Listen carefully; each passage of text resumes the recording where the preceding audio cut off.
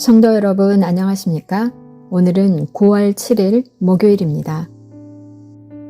주님, 아픈 사람과 괴로운 사람, 가난한 사람과 어려움에 빠진 사람, 힘들어하는 사람 모두 위로하소서. 마음이 굽은 사람을 바르게 하시고 마음이 얼어붙은 사람에게 불을 주소서. 넘어진 사람을 일으켜 세우시고 뉘우치는 사람을 회복하소서.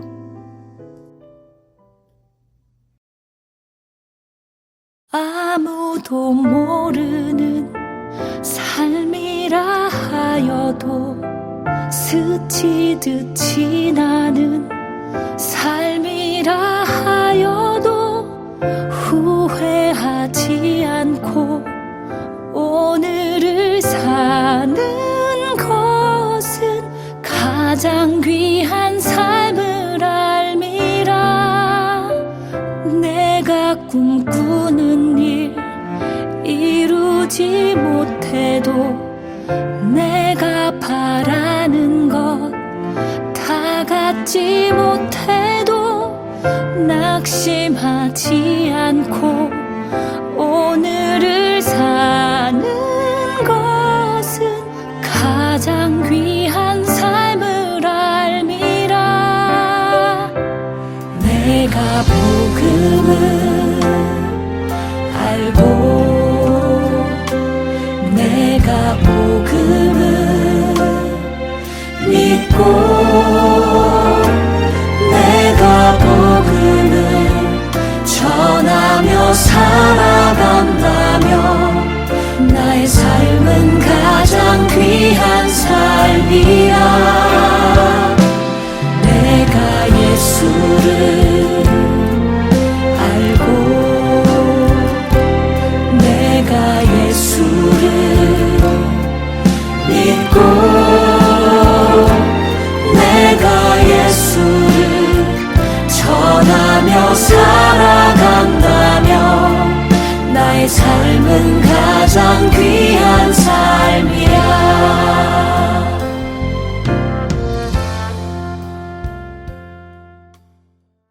오늘의 말씀은 마태복음 10장 16절에서 23절 말씀입니다.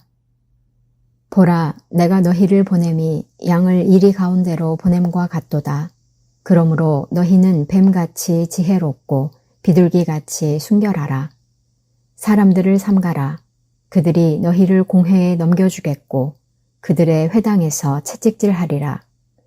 또 너희가 나로 말미암아 총독들과 임금들 앞에 끌려가리니 이는 그들과 이방인들에게 증거가 되게 하려 하심이라.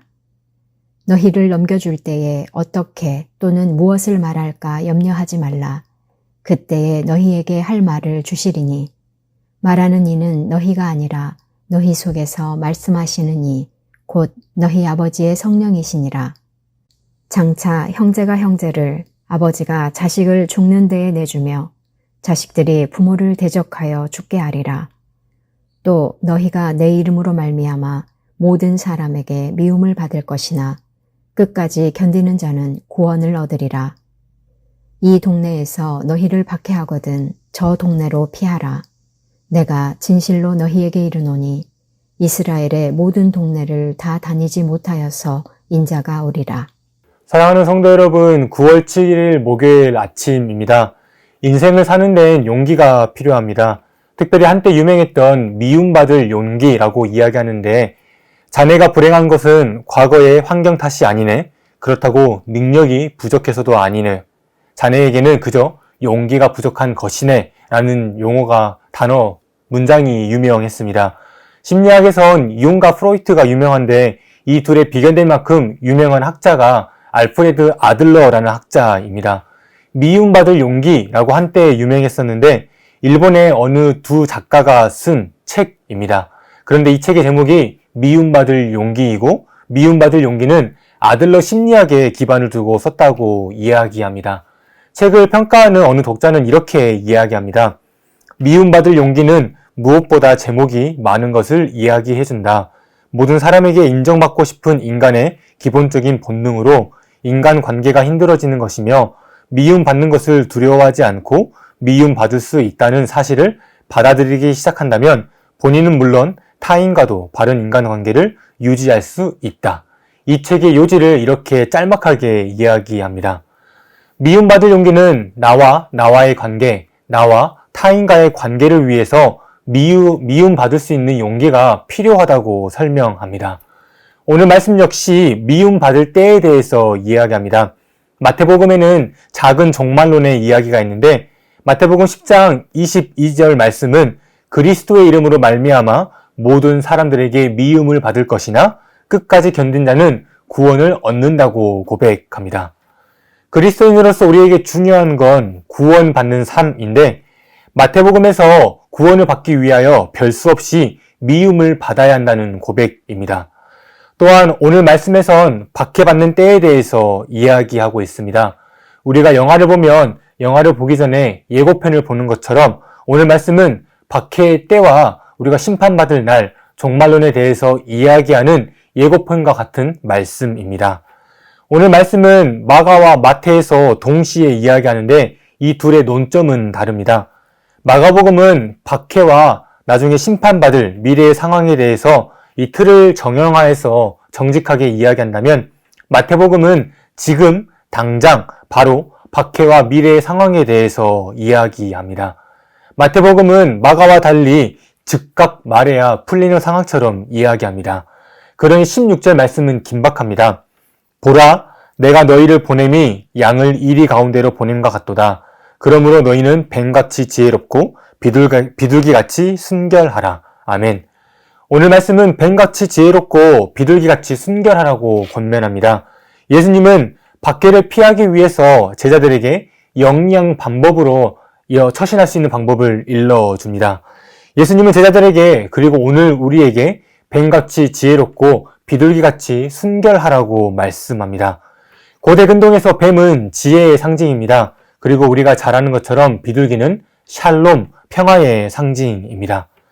예수님은 이 비유의 말씀을 통해서 박해와 미래의 때를 처신하는 방법을 알려줍니다. 그리고 예수님에게 중요한 건 미래와 박해의 때와 미래의 때를 처신하기 위해선 하나님을 신뢰해야 한다는 고백입니다. 마태가 제안하는 하나님 신뢰의 말씀은 17절, 18절, 19절 말씀입니다. 제가 봉독하겠습니다. 사람들을 삼가라. 그들이 너희를 공회에 넘겨주겠고 그들의 회당에서 채찍질하리라. 또 너희가 나로 말미암아 총독들과 임금들 앞에 끌려가리니 이는 그들과 이방인들에게 증거가 되게 하려 하심이라. 너희를 넘겨줄 때에 어떻게 또는 무엇을 말할까 염려하지 말라. 그때 너희에게 할 말을 주시리니. 아멘.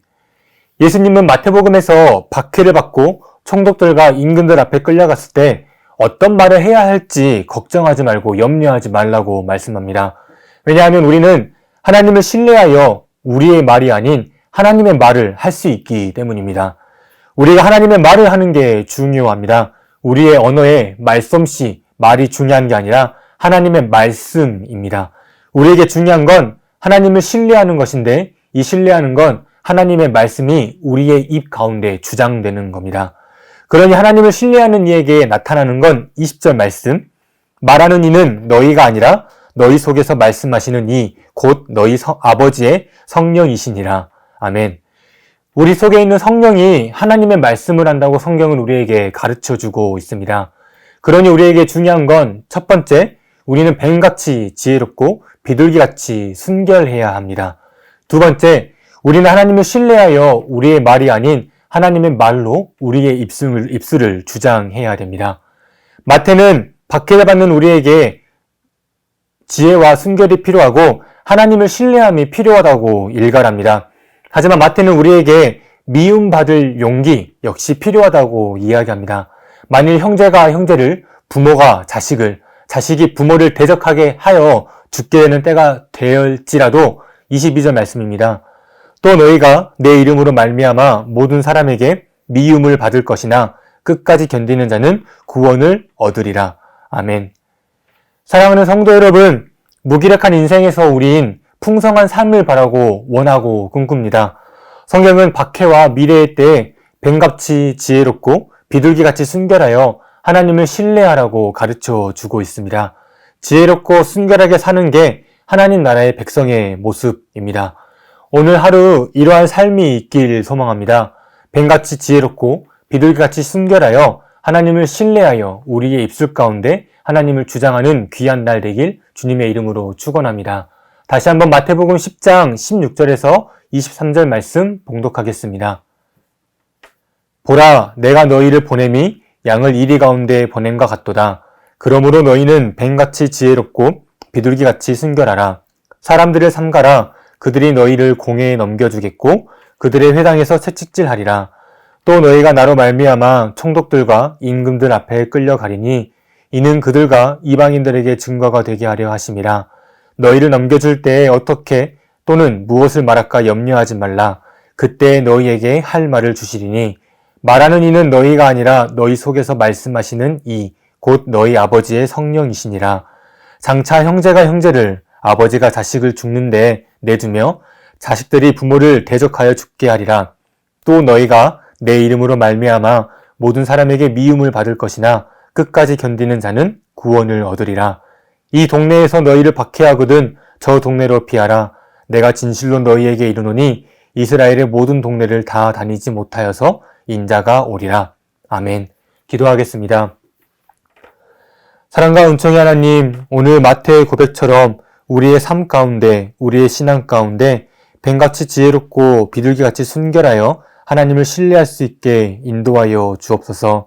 그리하여 우리의 입술 가운데 우리의 생각과 우리의 모든 것이 드러나는 것이 아니라 하나님의 마음과 생각이 드러날 수 있는 귀한 은총의 삶 허락하여 주옵소서. 감사드리며 예수 그리스도의 이름으로 기도드립니다. 아멘.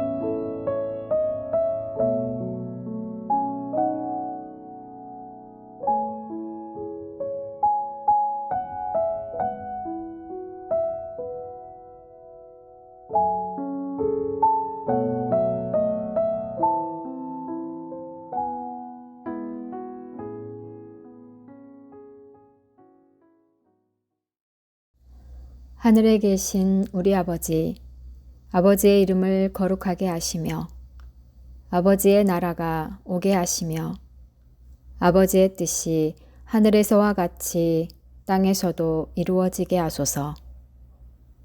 오늘 우리에게 일용할 양식을 주시고 우리가 우리에게 잘못한 사람을 용서하여 준 것 같이 우리 죄를 용서하여 주시고 우리를 시험에 빠지지 않게 하시고 악에서 구하소서. 나라와 권능과 영광이 영원히 아버지의 것입니다. 아멘.